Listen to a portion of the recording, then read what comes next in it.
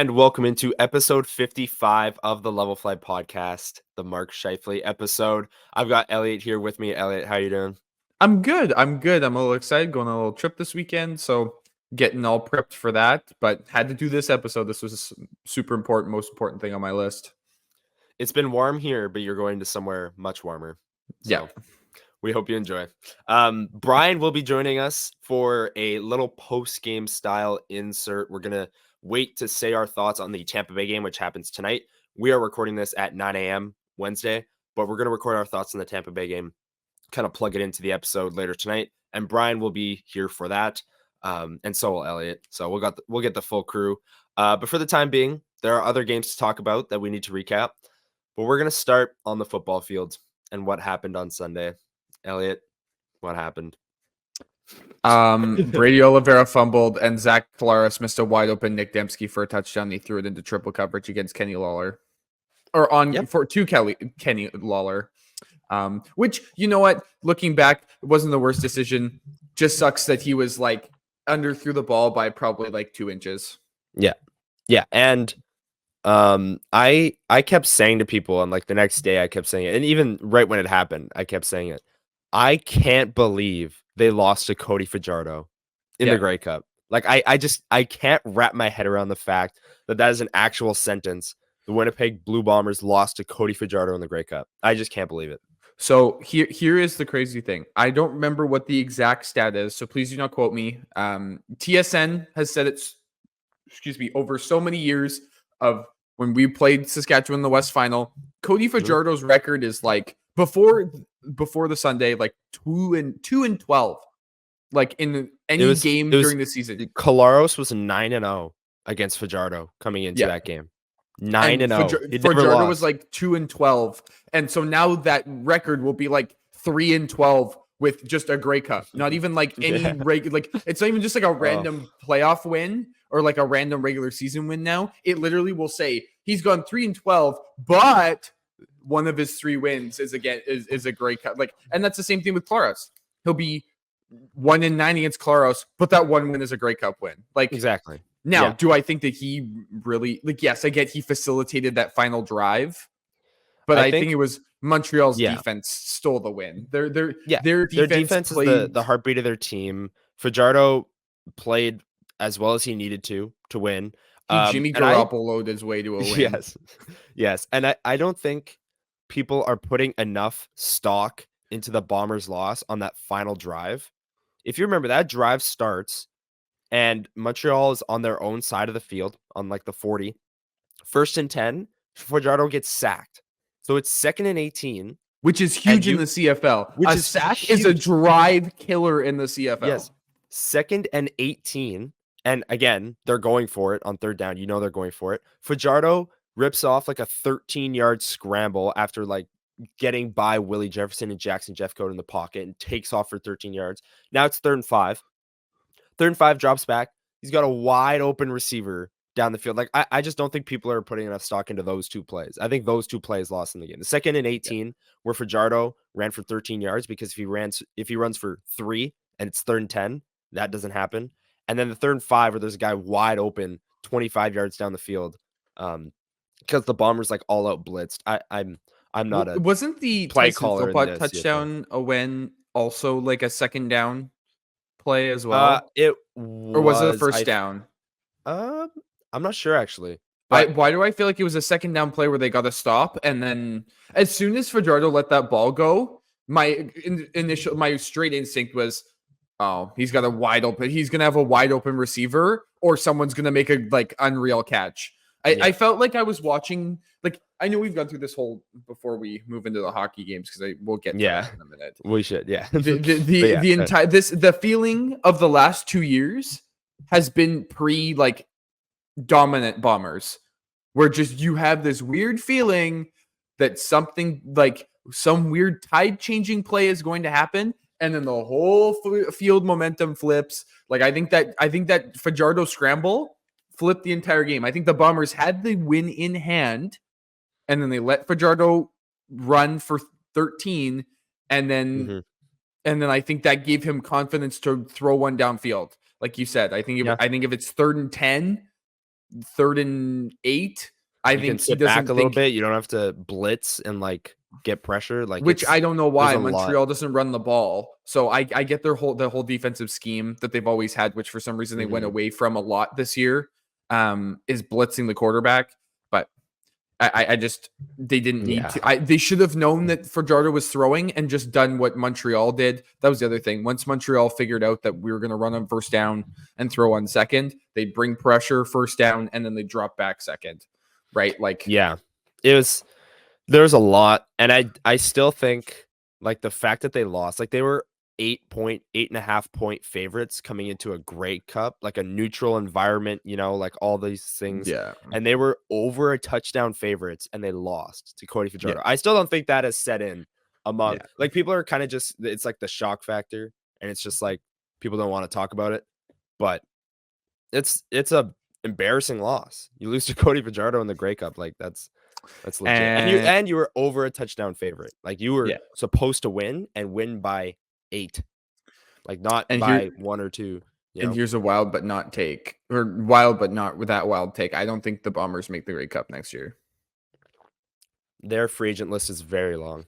Maybe that's and it's also too many we'll impact players. But yeah. Either way. No, but they do have a very long free agent list. Maybe we'll do a Bombers deep dive over under on CFL free agency. Yeah. But let's get into the local hockey club. The Jets, we're going to talk about Tampa Bay. We'll insert that into the episode. But Buffalo, 3-2 win, 5-2 win over Arizona to close out the 5-game homestand. That gives them 3 straight wins. They've won 6 out of their last 7 games. They've secured points in 11 of their last 13. And 13 games ago was, if you remember, the overtime win over the Edmonton Oilers on Hockey Night in Canada. So that was a long time ago. Like that was October 20th. It was a month ago, or October 21st or something. And they've got points in 11 of 13. Like this team is rolling. These are 2 teams that you're supposed to beat. They do. The only period I didn't like out of all 6 of this game was the 3rd period against Buffalo. I felt Connor Hellebuyck really stole that, and Buffalo really poured it on. Hellebuyck had to steal a period, and he did. That's what you want from Hellebuyck. And that was the only period I didn't really like. Against Arizona, loved the game. Loved their game, their style of play. They were all over Arizona from the jump.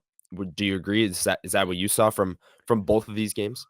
100%. I think that it's paramount that teams, a wounded Buffalo team without Tage Thompson and a couple of other guys, right? Against Arizona, who should finish with Chicago towards the bottom of the Central, like that's 2 important division points that you need to take away, and you need another division win, because with the top of the Central being so jam packed and is going to be so close, like I know we talked about we may not be competing for first or second. That's kind of a Colorado Dallas thing, but even just well, we'll get into it. It might not be, but either way, division wins. Getting 2 points against a division opponent and getting those wins for in case you need a tiebreaker is huge. Like as much as people like to say, oh, the games in October, November, December don't really matter. It's all the games in after end of January, February, March that matter. Well, no, because if you don't get those 2 points back in October in the first 2 weeks of the season, let's say against a division opponent, I can come bite you in the back at the end of the season in March, April, when you're either 2 points back of a playoff spot and you lose, or you end up tied, but you didn't get the division win earlier in the year, right? So when you go on an unforeseen crazy slide from first in the West to the second wild card, like we've seen that happen as early as last year, right? So, like you said, great to bank these points. Yeah, bank the points. And I just think the Jets are playing really well right now. I think all 4 lines, when they do play all 4 lines, do roll, right?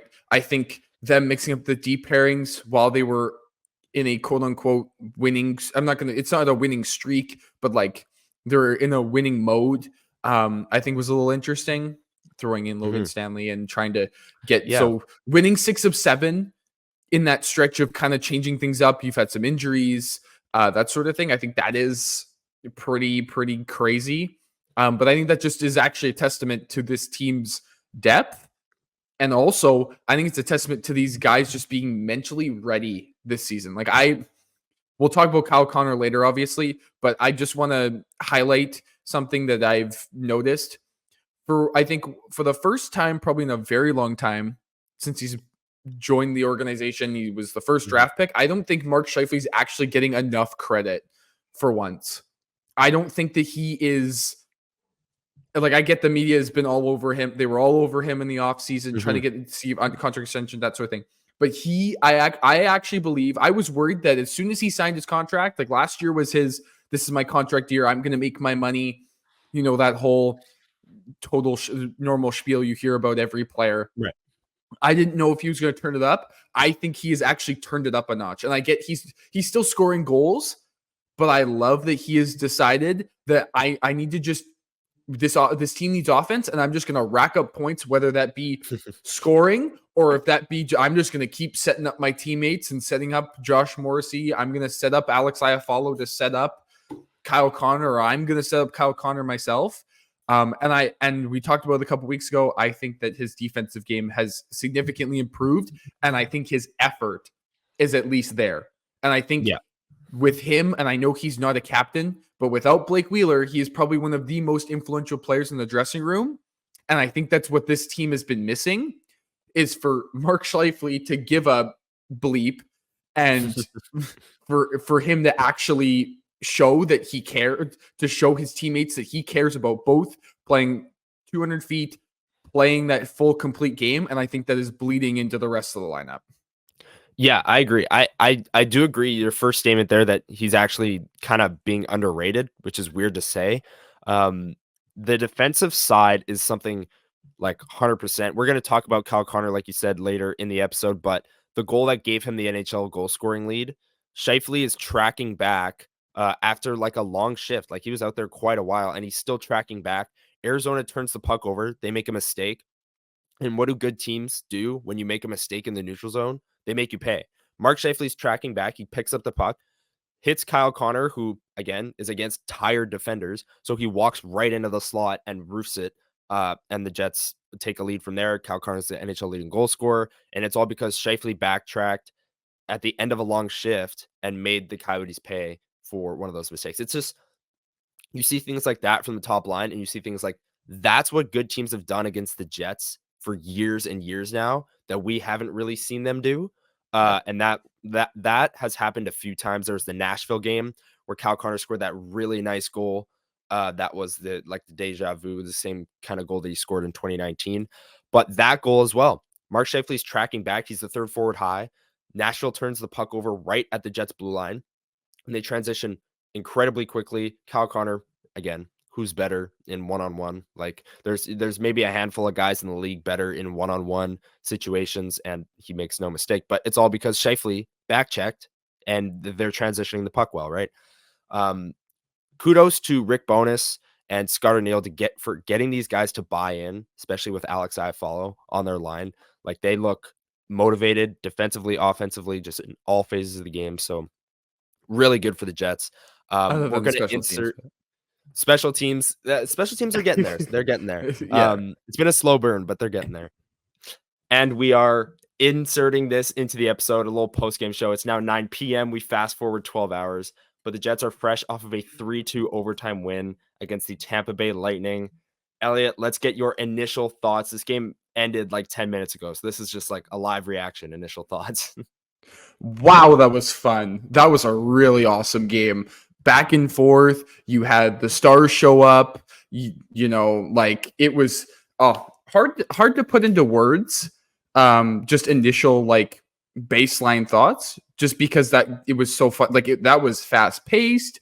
It was chance after chance. Both teams were really good at capitalizing on mistakes, or at least creating something off of a mistake.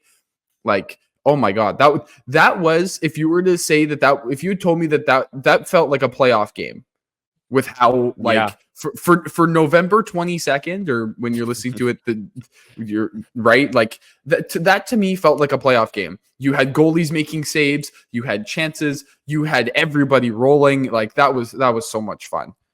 It was intense from start to finish, like you said. And I think initial takeaway, like it might be recency bias, but I think that was the most entertaining game of the year. Just flat out. Because 100%. like you said, back and forth, chances galore. Both goalies making huge saves. We'll get into Connor Hellebuck in a second, but holy moly, yeah, that was a fun game to watch. I was glued to the TV throughout because that was fun. Let's get into the game though. They win 3-2. It goes to overtime, so you get a point on the road. Those are always good, especially against a playoff team like Tampa.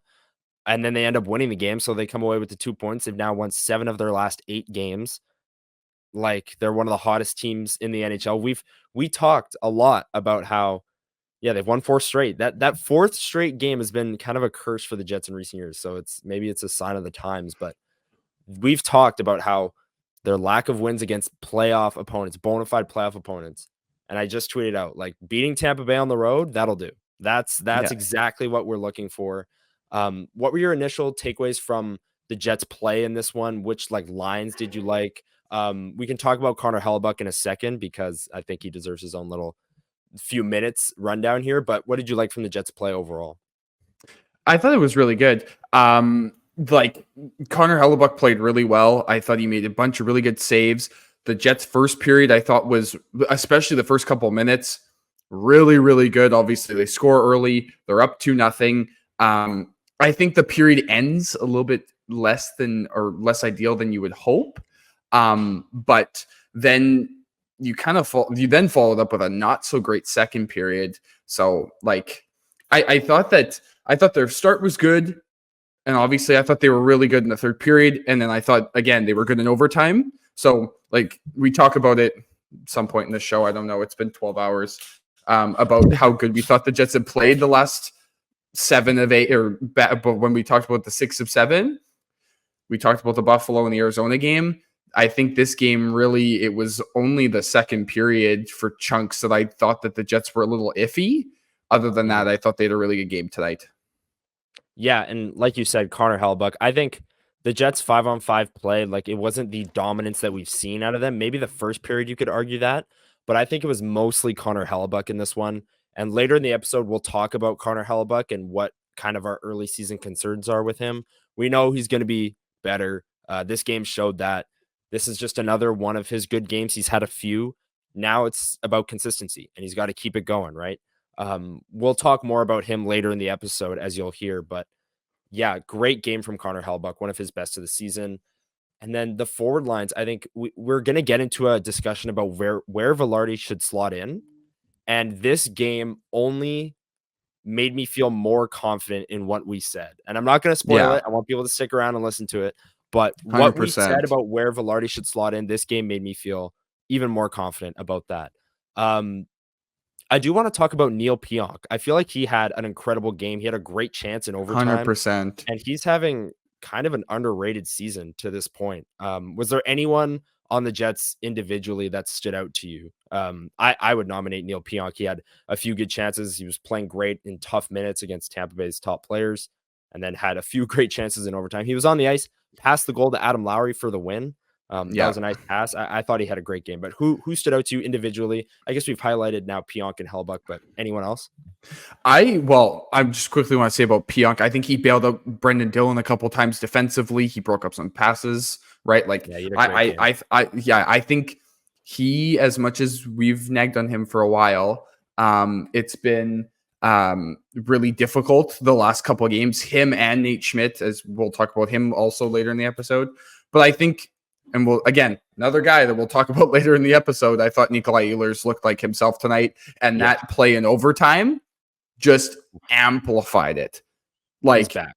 He's fully skates through the neutral zone, comes in on the right-hand side, shoots, rebounds. I thought he was going to shoot it. He somehow gets it back to, was that Brendan Dillon or Neil Pionk? I don't know who Neil Pionk, and gave Pionk then a chance. Like, I thought they were going to score there. Like, either Ehlers was going to score the first one, pot a rebound, but then he passed it to Pionk, and then I thought Pionk was going to score. So I just think that Nikolai Ehlers is he as, again, I'll make note of it later when we talk about him. I said that he kind of snowballs, and then once the snowball gets going, it's hard to stop him. I think that snowball has started to roll, and I think we're going downhill. So I'm really excited for how that's him. And I guess another one would be Cole Perfetti. I thought him and Cole Perfetti looked amazing tonight.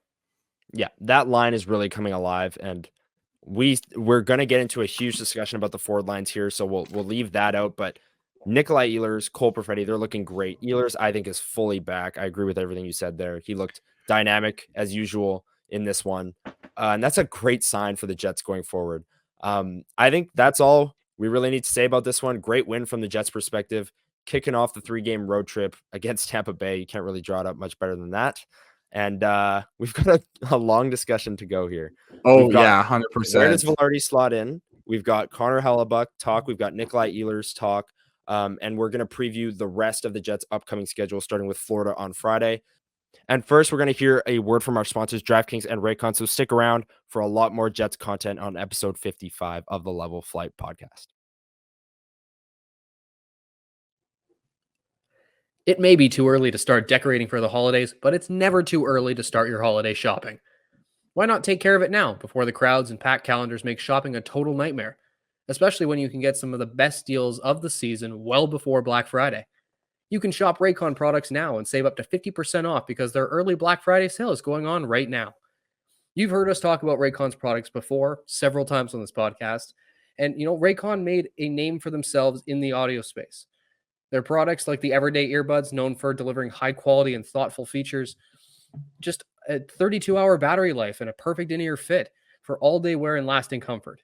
And this past year, they expanded their entire business with the introduction of Raycon Home and Raycon Power Tech. Their 5-star reviewed Magic 180 cable allows you to charge iOS, micro USB, and USB Type-C devices 8 times faster with 100-watt power delivery. Their faucet filter ultra filters the water in your tap against chlorine and heavy metals. It's a must-have for ensuring the water you use to wash your face and brush your teeth is, actually clean. Raycon is known for delivering high quality and thoughtful features at half the price of other premium tech brands. It's no wonder their products have racked up tens of thousands of 5-star reviews.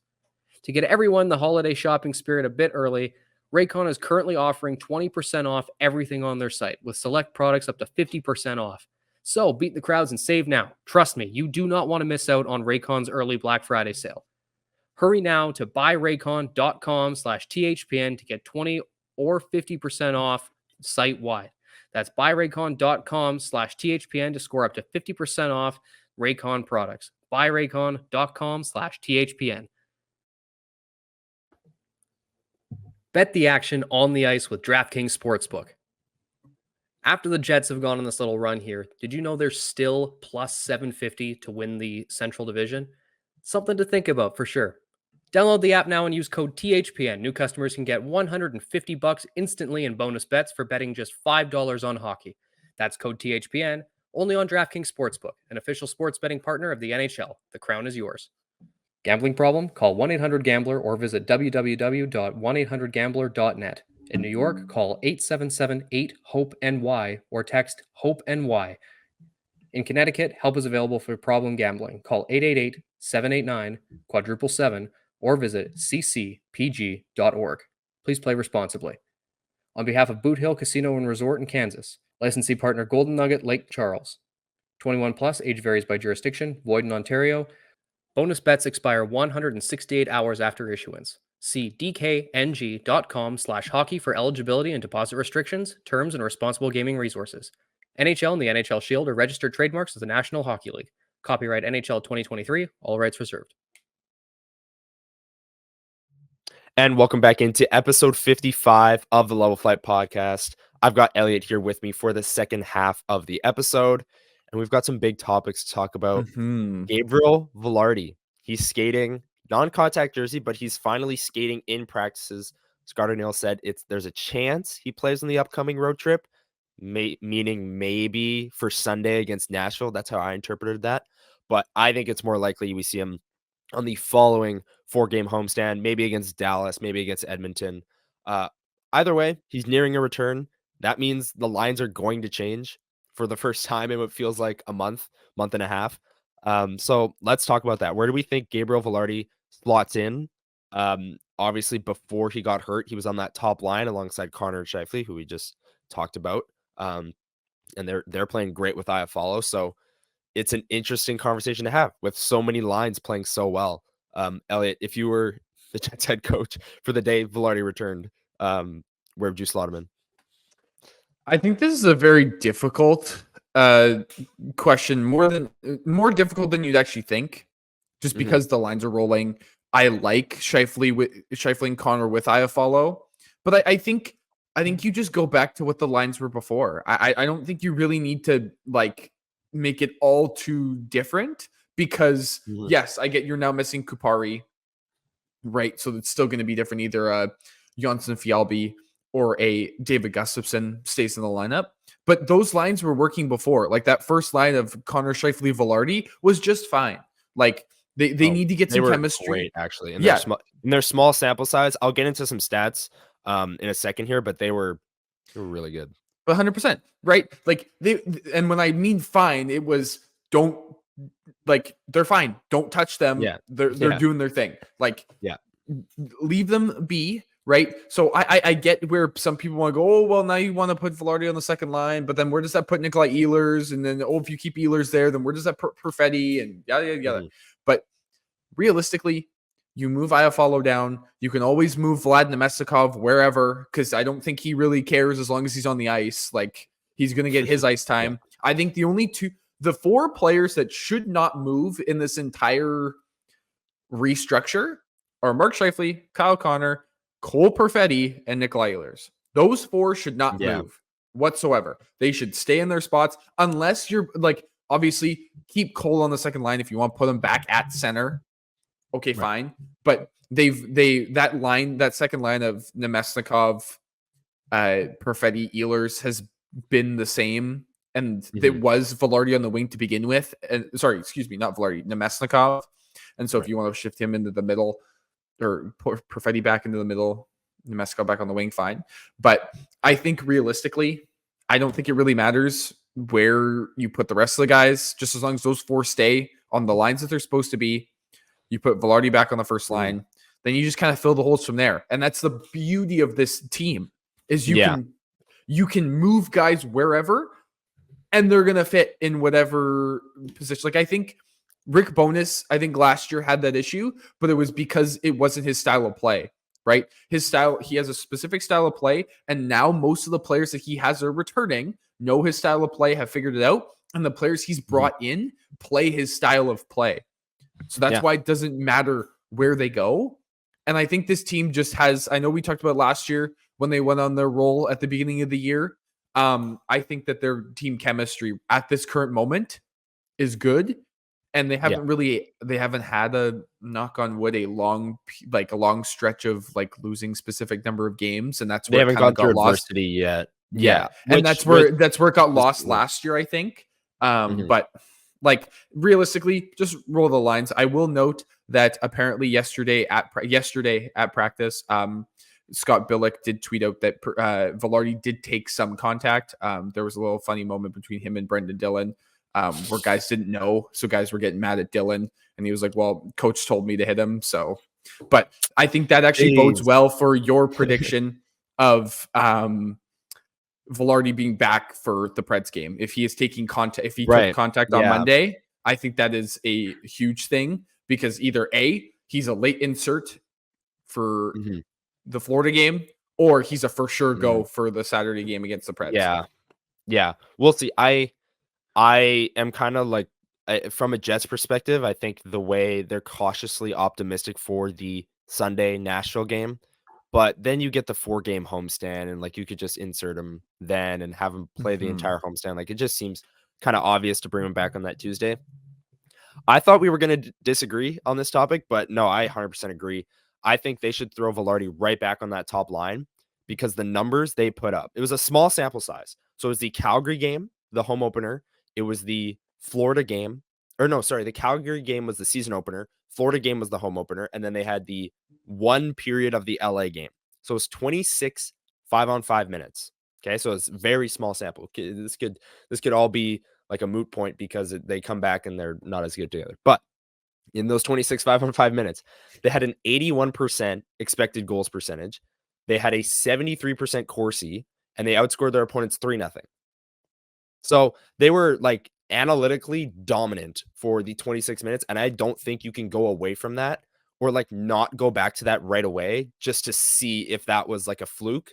or if that's really how well they're going to play. Because if that's how well they're going to play, then all the things we were kind of alluding to in the offseason, how Vilardi could be the perfect line mate for Connor and Scheifele, it's true. Like it could be. It totally could be. And I don't think you could go a game without, or go like a long stretch of time without figuring out whether or not that was a fluke. I just don't think you can, because those numbers are like near the top of the league. If they were to keep that up, that would be like the best analytics of a forward line in the NHL. 81% is like unsustainable. Like that'll come down, but my goodness, like they were dominant together. That was their first 2 games and a period together. Like they hadn't even really established chemistry yet, if you want to say that. But yeah, I'm here for the conversation of him going back on that second line and moving maybe Perfetti to the middle. Like that's fine as well. But that line only plays like 14 minutes a night. I don't know if you That's want not Gabriel enough for Vilardi. him. I don't know if you want Vilardi playing only 14 minutes a night. Like, I think you got to put him right back on that top line. I think you just got to find out whether or not that's really how good they are. And I also think there's a little bit of underratedness going around. I don't know if that's a word, but going around surrounding Gabriel Vilardi. Like he was the guy in this Pierre-Luc Dubois deal. Like Yeah. Iafallo was like, oh, a good middle 6 edition. Kapari was a good 4th line addition. There was a 2nd round pick. That was nice. But the main piece of the deal was Gabriel Vilardi, and he's been out for 5 weeks now. And I just don't think people are, they're kind of underestimating his return. And he's on pace for 30 goals last year before he got hurt. And maybe he could be on that same pace for the rest of the year from here on out, right? And I think that guy has to be on your top line, especially given how elite the analytics were in those 26 5-on-5 minutes to start the year. I just think you got to find out. You got to see if it was a fluke. You have to. You got to give it a couple of minutes. But I do want to say another, like, we've now talked about Connor and Scheifele a lot. And again, we'll still get to Connor soon. But I think you do have to give some props to Alex Iafallo for being able to play on that top line. And I think that would be since we both think Vilardi is the guy to go back on that top line, where does Iafallo go? Because you're not breaking up the third line theoretically. Niederreiter, Lowry, Appleton are staying the same. Do you go? You can't really break up the Perfetti, second line. Do you go Perfetti back to the middle, Ehlers? I don't know. There's so many options. Well, right? that second defensive line is I think that second line defensively with Perfetti and Iafallo, I think is really good. So maybe, and then that means Nemesnikov goes to the 4th line, but then that also gives you that gives you options on who to send down, right? Yeah. If you put Nemesnikov, then you go, okay, well, he can either play up the middle and Gustafsson comes out of the lineup, or you put him on the wing and AJF comes out. But I think that's a very interesting question, because I think the thing that may keep the Jets from wanting to make any changes is that that first line has been so good, and they have like Iafallo has a 4-assist game, and they've played really well together, and they've moved the puck and all of that stuff, right? But I think if you're really going to take it into, like, if you're really going to think about it, I think my personal take is Iafallo. Yes, I think Iafallo actually goes back to, well, I don't know. I was just about to say he goes to the third line, but then he's bumping out Anino, and I don't think you can. Well, no, I think he'd be bumping out Appleton. Yeah, but I don't. Okay, that's a stacked third line, and then you keep Nemesnikov. I don't know if the deployment. This is what I'll say. If the deployment when Vilardi comes back stays the same, meaning top line is playing 20 minutes, second line, quote unquote, aka the Perfetti Ehlers line, is playing 14. Or 14 like 13 and then minutes 16 a night. For the other and then line. Third line's playing 16, 17. I'd go Niederreiter, Lowry, Iafallo on that third line, because they're playing 17 minutes a night. And then I would keep the second line intact, because for 13 minutes a night, 14 minutes a night, the second line's been just fine. And if you're gonna play that third line 17 minutes a night, load it up. Give Lowry the best wingers he's ever had in his career. Go for it. Let's do it. Wow. Like I think Iafallo and Niederreiter would be the best line he's ever played on. I think so. But yeah, I'm sure you know the diehard 2017-18 fans will fight for TLC, but you know how that is. Tanev and Cobb. Yeah, no, I don't know. They'll Give me fight. You know Niederreiter they'll and fight for that. Iafallo. But I think Yeah. I'm also an Iafallo stan, and I've become a Been great. Niederreiter stan. So, well, actually, no, I've liked Nino Niederreiter for a long time. He's been I've always thought he's great. been a very good middle six winger. Yeah. But I think it poses a bunch of new questions. Where do you put guys with that, right? And like, you don't want to break up the second line because Nikolai Ehlers is now starting to roll. Yeah. Right? Like Perfetti was just on a goal and point streak. It's hard to then find a way to get the guy who literally just got Ehlers on like kind of back on track. You don't want to be like moving those two away because they're finally figuring out some chemistry. They figured out where Neil Ehlers needs to be. Perfetti's kind of figuring out, okay, he's going to be here. And so I can kind of, right. They're figuring each other out. And I think that Ehlers is starting to get the ball is like, I don't know what it is with him this season. And I guess it kind of was last year, except there was a break in between because of the injury. But last year just felt like it was this slow rolling snowball that then just kind of picked up steam. And then he like was full Nikolai Ehlers. But the last this season included, the last couple of seasons have been kind of, it's a slow roll, but I'm just glad that he's back and ready. Yeah. And the truth is you don't want to break up any of these lines right now. But like, again, that's a great problem to have. But what you don't want to do is have Vilardi come back in, like change maybe every single line. Then everyone looks lost. Chemistry is lost. You go on a 3-game losing streak and then you're scrambling. Then you're changing the lines back to what they were and you're trying new things. And it's interesting, but I don't think they're going to have any issues. I think they're going to be just fine. Vilardi, great addition to the lineup, especially when you've won 6 of 7 without him. And maybe like we are recording this portion before the Tampa Bay game, could be 7 of 8 if they win tonight, right? And then you're adding a 30-goal pace guy who dominated on the top line for the 2 games in a period that he was there, right? So it's an incredible problem to have, and we'll see what ends up happening. But I'm excited to see what the lines are when he does come back. You talked about Nikolai Ehlers a bit. I agree with most of what you said. He the slow roll, I think last year was very similar. Last year was more understandable. I believe it was a lower body injury that kept him out a long time. This year was the neck spasms, but he missed all of preseason. Nate Schmidt, I will say, I've liked his game the last like 4. Speaking of people who like missed preseason with injuries and like kind of a slow burn to start the year, but those guys finally looking up to their usual selves a little bit. One guy who's not is Connor Hellebuck. I want to talk to you about him because we all know, like everyone knows he's not going to be a sub 900 goalie or whatever. He's at like 897 in the save percentage. Everyone knows that's not going to stick.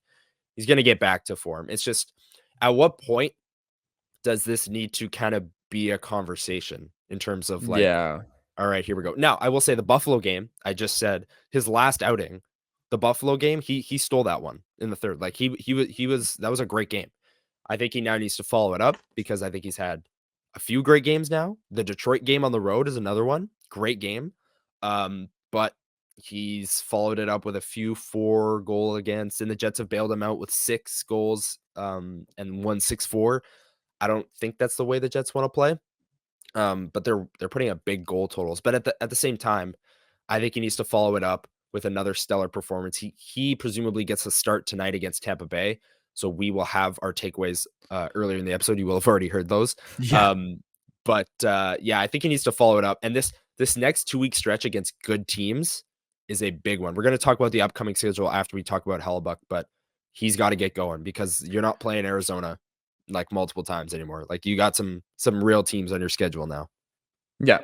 Like it'll be interesting to listen to this back after I've made my takes and that he's most likely played against Tampa. Because I think there is right now, I think there is a little cause for concern just because I was kind of assuming that Mark Scheifele was going to be the player that I was most concerned about after the signing. Maybe it's Connor Hellebuck that is the more susceptible player to this. Okay, I've just signed a new deal. I'm comfortable. I don't have to Yeah, I can kind it's of. also early. Like I think Mhm. he's a notorious slow starter. I think the first 3 games of the year or 4 starts of the year that he has every year, I feel like if you searched up his numbers from his first 4 starts of the year every year, he would be like an 800 save percentage. Like I just feel like he starts incredibly slow. Um, but then obviously he picks it up. He gets back to the level that we're used to. But yeah, that's a great point. Like the Scheifele and Hellebuck deals at the same time. They're both 30 or 31. I think Hellebuck's 1 year older, but I thought it was Scheifele. But here we are, and it was Hellebuck. And the only thing I'm concerned about is Jay Fresh posted a thing a few weeks ago on, or maybe it was just it was a week and a half ago, I believe, November 15th, so a week ago, of expected goals against per 60 league wide. Every Yeah. team in the NHL. The Winnipeg Jets, number 1. Best team in the NHL at suppressing chances against. And here we are with Connor Hellebuck with a sub 900 save percentage.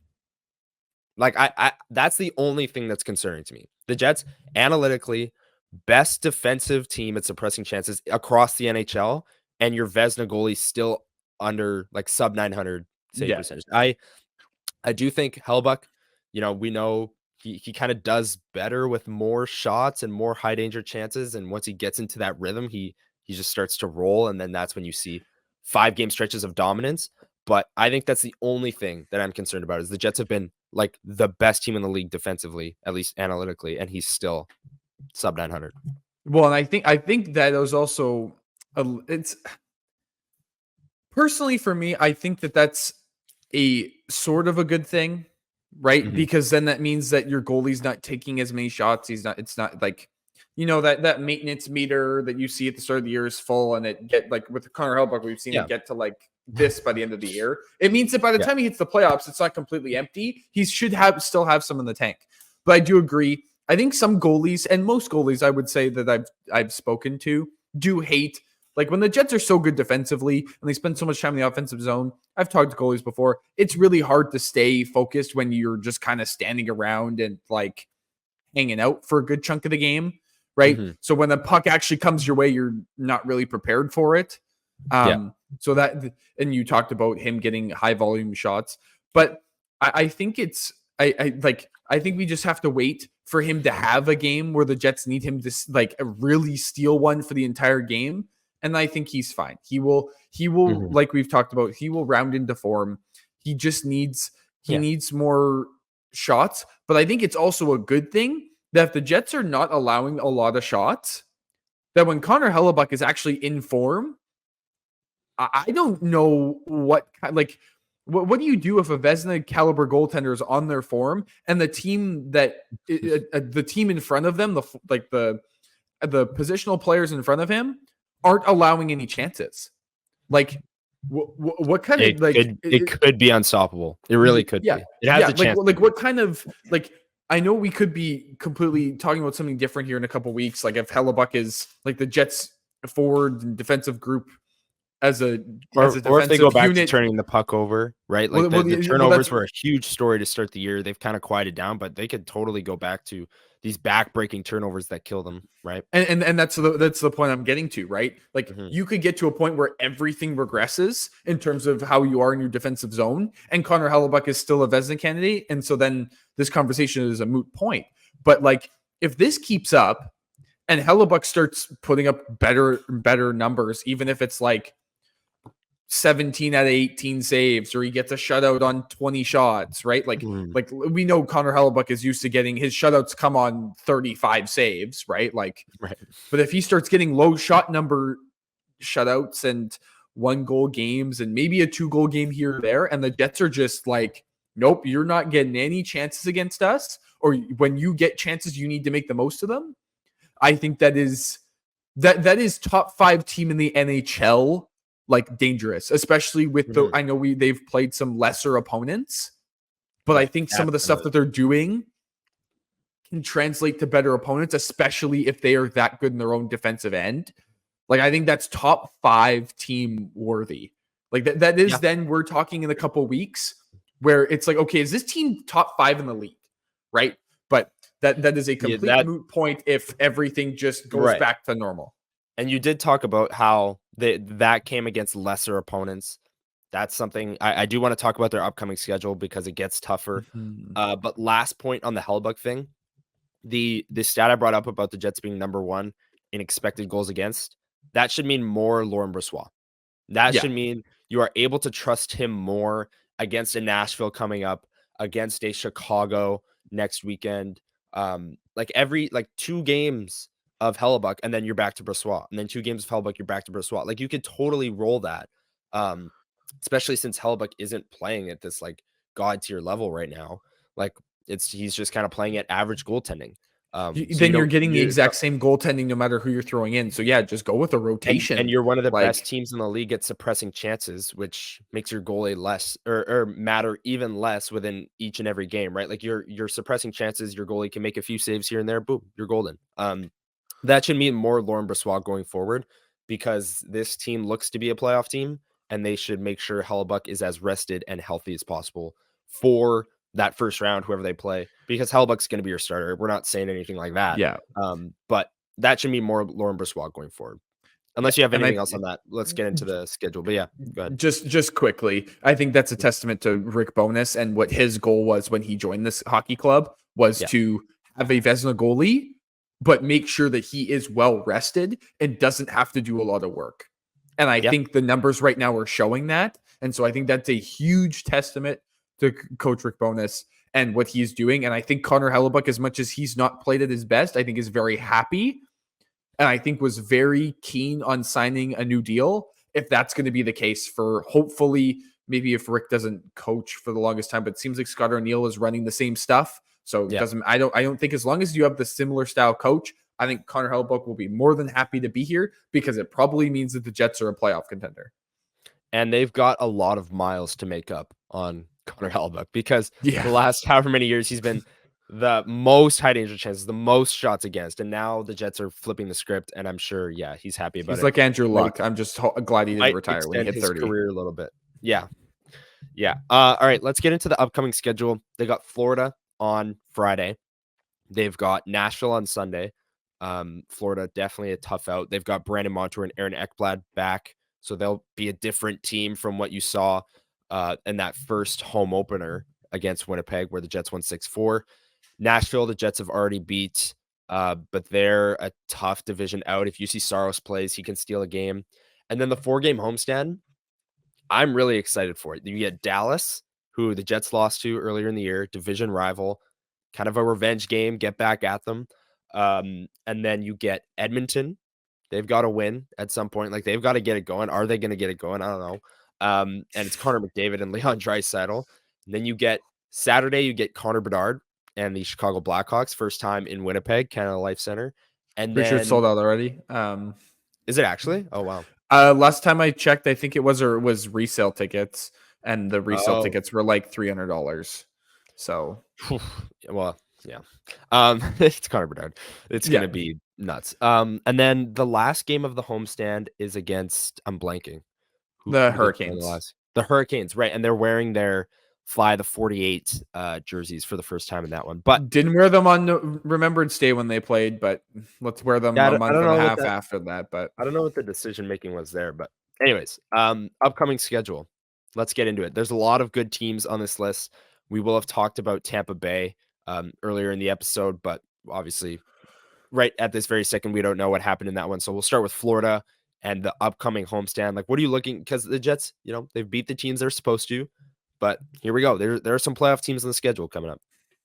I'm expecting some wins. Like I get that they're Not 6 not of 7, but Well, yeah, I'm not expecting 6 of 7. Well, and their one loss was to a team that they are getting Dallas. revenge against. It was against Dallas. Now, Right. I think the Jets looked good in that game, and they were unfortunate to lose it.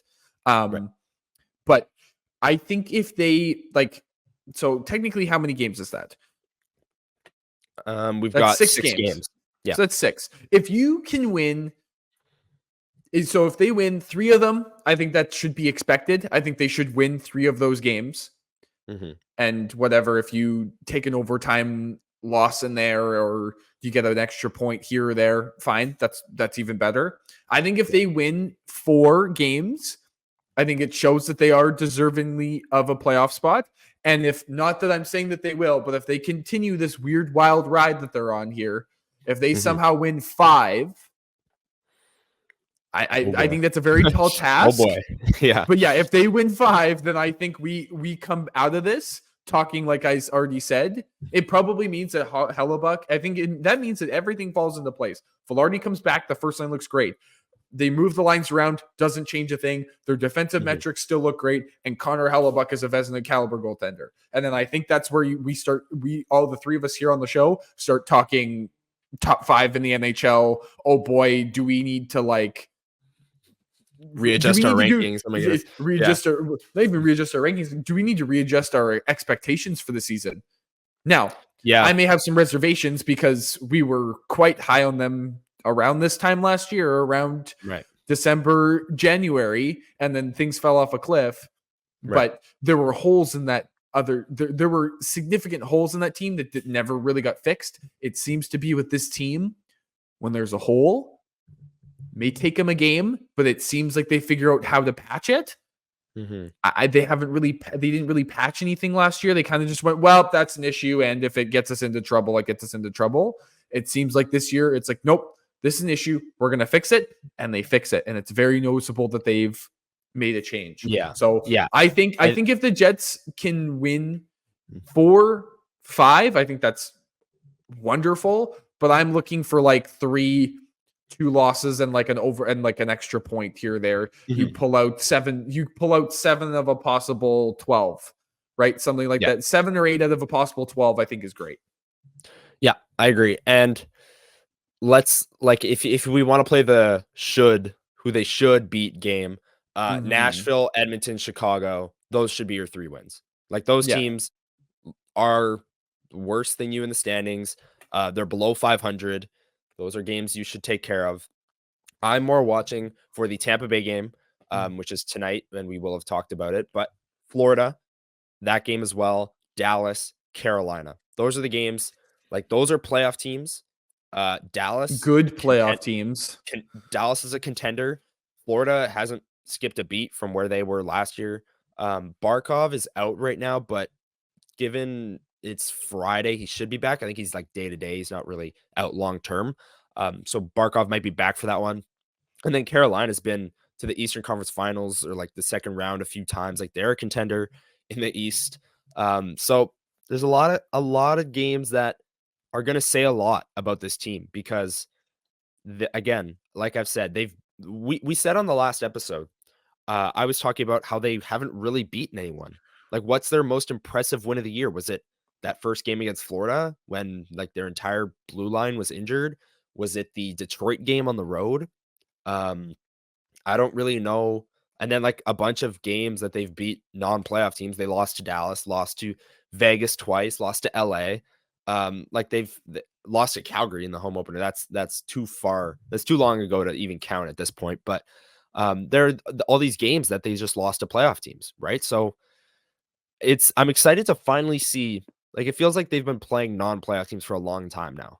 This 5-game homestand was full of non-playoff teams, except for Dallas, who they'll get again. But I'm excited. There's a bit of a stretch here. You get the 2 Florida teams. You get Dallas. You get Edmonton, who I think everyone knows is kind of a playoff team, but they're just kind of sitting around waiting for them to turn it around. So we'll see if they have by that point. And then you get Carolina, who's a bona fide playoff team for sure. So I agree with you. 4 wins would be fantastic. That's not including the Tampa Bay game. That's starting with Florida. And then 3 wins, maybe going 3-2-1, getting 7 points out of a possible 12, like you said. Would not be too bad. It just depends how the wins come, who the wins come against, and whether or not they get blown out. If they get blown out by Dallas, then that changes things. But I would laugh that the 3 wins are against Dallas, Carolina, and Florida, and then Florida. The 3 losses, and then the 3 losses are Edmonton, Chicago, and that's playing up and down to your opponent right there. If that were to happen, no. But the Jets have had no issues against these the Jets have had no issues playing against non-playoff teams. So I'm willing to even write those games off if they Bedard goes for a hat trick and they get lit up or whatever. But we'll see. Bedard goes for a hat trick. I think that's nuts. But I think that would be so cool. to see. But anyways, Well, and we won't get into that, but that would be so on brand for the Jets for a player, a young superstar to come generational, into, to come into Winnipeg and just, light I it actually, up. this sounds really funny. Not making the comparison. I know that there are people that will crucify me, but just curious. People like Mario Lemieux, if he did play against, like when he played against the Jets in his first game here, Gretzky, Mhm. I do wonder what their stat lines were in their first time they ever played the Jets.